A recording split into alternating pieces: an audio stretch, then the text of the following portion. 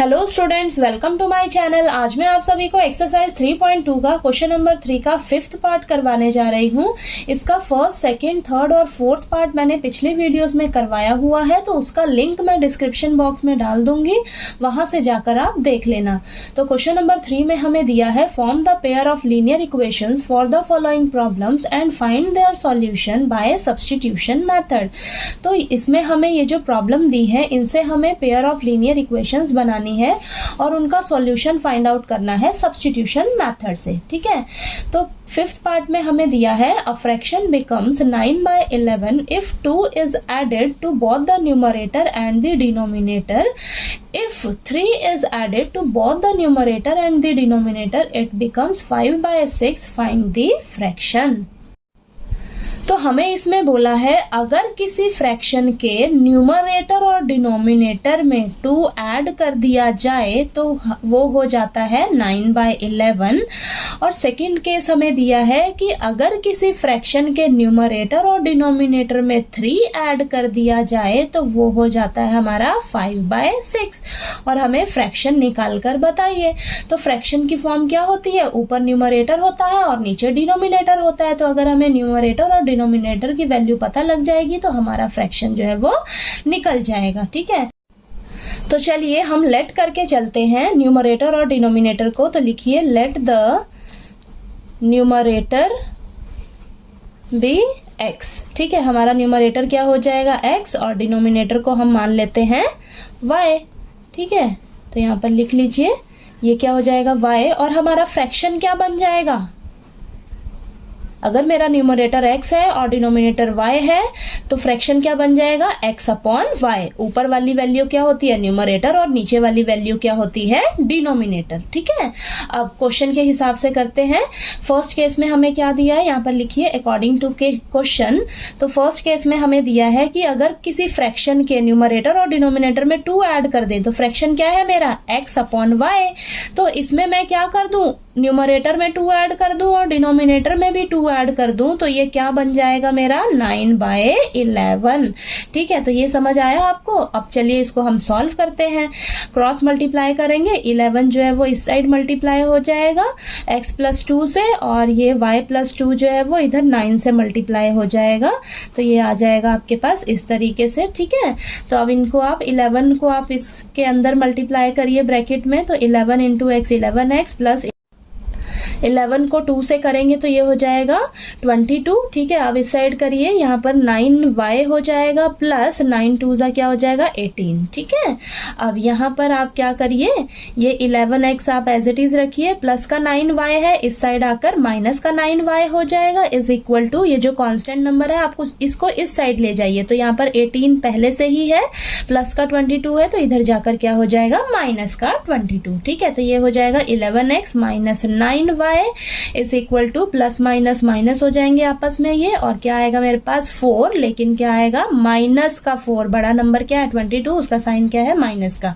ठीक है, तो माइनस का 4 ये हो जाएगी मेरी फर्स्ट इक्वेशन। ठीक है, सेकेंड केस में हमें बोला है कि न्यूमरेटर और डिनोमिनेटर में अगर हम 3 ऐड कर दें तो हमारे पास क्या है x/y है। ठीक है, तो x/y में क्या करेंगे हम, ऊपर और नीचे 3 ऐड कर देंगे तो ये हो जाएगा मेरे पास 5/6। ये हमें क्वेश्चन में दिया हुआ है। ठीक है, तो अभी आप इसे क्या करिए क्रॉस मल्टीप्लाई कर दीजिए। ठीक है, तो ये हो जाएगा आपके पास 6 × x+3 is equal to 5 × y+3। ठीक है, तो ये आप अंदर मल्टीप्लाई करिए 6 को, तो ये हो जाएगा 6x प्लस 6 3 क्या हो जाएगा 18 और 5 × y 5y प्लस 5 3 15। ठीक है, तो यहाँ पे ये क्या करिए 5y को इस साइड ले आइए, तो प्लस का 5y है तो माइनस का 5y हो जाएगा, और प्लस का 18 है तो इस साइड जाकर माइनस का 18 हो जाएगा। ठीक है, तो ये हो जाएगा 6x minus 5y is equal two plus minus minus, तो ये आपके पास आएगा माइनस का 3। ये हो जाएगी मेरी सेकेंड इक्वेशन। ठीक है, अब हमारे पास दोनों इक्वेशंस निकल कर आ आ गई, इन्हें हम सब्स्टिट्यूशन मेथड से सॉल्व करेंगे। तो यहाँ पर लिखिए आप फ्रॉम इक्वेशन फर्स्ट इक्वेशन क्या है मेरे पास 11x minus 9y is equal to -4। ठीक है, तो यहाँ से मैं x की वैल्यू निकालूंगी। तो 11x लिखिए आप इज इक्वल टू -4, माइनस का 9y है तो इस साइड जाकर प्लस का 9y हो जाएगा। ठीक है, तो ये हो जाएगा मेरे पास x की वैल्यू चाहिए, अभी भी इसके साथ मल्टीप्लाई में 11 है तो इस साइड जाकर डिवाइड में हो जाएगा। ठीक है, तो ये आप नीचे 11 लिख लीजिए, ये हो जाएगी मेरी थर्ड इक्वेशन। ठीक है, अब मेरे पास फर्स्ट इक्वेशन से x की वैल्यू आ गई तो मैं इसे क्या करूंगी सेकंड इक्वेशन में पुट कर दूंगी। तो लिखिए put the value of x in equation second equation क्या है मेरे पास 6x minus 5y is equal to -3। ठीक है, अब यहाँ पर x की जगह मैं क्या रख दूंगी -4 प्लस 9y अपॉन में 11 और बाकी सभी को आप एज इट इज लिख लीजिए। ठीक है, तो ये आप अंदर 6 को मल्टीप्लाई करिए तो ये आएगा 6 4 ज़ा 24 माइनस का 24 प्लस 6 9 ज़ा 54 y अपॉन में 11 minus 5y is equal to -3। ठीक है, अब नेक्स्ट स्टेप में हम क्या करेंगे, यहाँ पर एलसीएम लेंगे। नीचे इसके 5y के कुछ नहीं है तो 1 आ जाएगा। तो यहाँ पर आप अब एलसीएम ले लीजिए, नीचे एलसीएम आएगा 11 और ये सभी टर्म्स ऊपर वाली एज इट इज आ जाएंगी -24 प्लस 54y और यहाँ पर नीचे 1 है और यहाँ एलसीएम 11 है तो ऊपर वाले नंबर को हम क्या करेंगे 11 से मल्टीप्लाई कर देंगे तो ये आ जाएगा -55y इज इक्वल टू -3। ठीक है, अब चलिए नेक्स्ट स्टेप करते हैं हम इधर।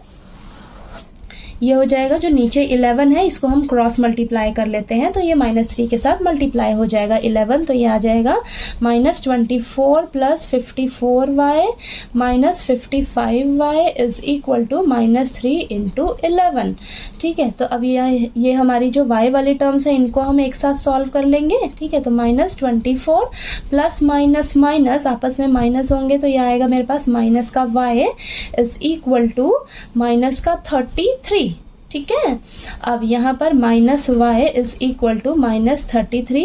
ये जो -24 है मैं इसको इस साइड ले जाऊंगी तो प्लस का 24 आ जाएगा। ठीक है, अब यहाँ पर -y is equal to minus plus minus आपस में ये माइनस होकर क्या आएगा मेरे पास 9, साइन क्या रहेगा माइनस का, बड़ा नंबर 33 है उसका साइन माइनस का है तो साइन माइनस का आएगा, माइनस से माइनस कैंसिल तो y की वैल्यू मेरे पास क्या आ गई 9 आ जाएगी। ठीक है, अब इस y की वैल्यू को मैं थर्ड इक्वेशन में रख लेती हूँ तो वहां से मेरी x की वैल्यू निकल जाएगी। तो लिखिए put the value of y is equal to 9 in equation third equation क्या है मेरे पास x is equal to -4 plus 9y upon में 11।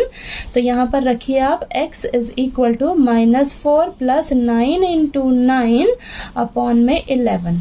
ठीक है, तो ये आ जाएगा मेरे पास -4 प्लस 9 9 ज़ा 81 अपॉन में 11। ठीक है, तो x is equal to minus plus minus आपस में ये माइनस होके मेरे पास 77 आएगा और नीचे 11 ये आपस में 11 पे कटिंग होएगी तो ये 7 पे जाएगा। ठीक है, तो मेरे पास x की वैल्यू क्या निकल कर आ जाएगी 7। ठीक है, तो यहाँ पर आपके पास x कितना आया 7 और y की वैल्यू कितनी आई 9। तो स्टार्टिंग में हमने क्या किया था न्यूमरेटर को क्या माना था x और डिनोमिनेटर को क्या माना था y माना था। ठीक है, तो मेरे पास क्या निकल कर आ गया न्यूमरेटर क्या आया मेरे पास x माना था तो क्या आया है 7। ठीक है, और डिनोमिनेटर को क्या माना था मैंने y। ठीक है, और वो कितना निकल कर आया है 9। हमें क्या क्वेश्चन में बोला है कि फ्रैक्शन बताइए। फ्रैक्शन कैसे होता है हमारा न्यूमरेटर और अपॉन में डिनोमिनेटर होता है। ठीक है, यानी कि x अपॉन y की फॉर्म में होगा न्यूमरेटर अपॉन डिनोमिनेटर। ठीक है, तो न्यूमरेटर की वैल्यू क्या आई है 7 आई है और डिनोमिनेटर की वैल्यू क्या आई है 9 आई है। तो मेरा फ्रैक्शन क्या निकल कर आ जाएगा 7/9। तो यही क्वेश्चन में आपसे पूछा था। ठीक है, तो क्वेश्चन नंबर 3 का आपको 5th पार्ट जो है वो अच्छे से क्लियर हो गया होगा। फिर भी कोई डाउट आए क्वेश्चन में तो प्लीज़ आप कमेंट करके पूछिए और अगर मेरा वीडियो अच्छा लगे तो प्लीज़ लाइक कीजिए, शेयर कीजिए और ज़्यादा से ज़्यादा सब्सक्राइब कीजिए। Thank you so much.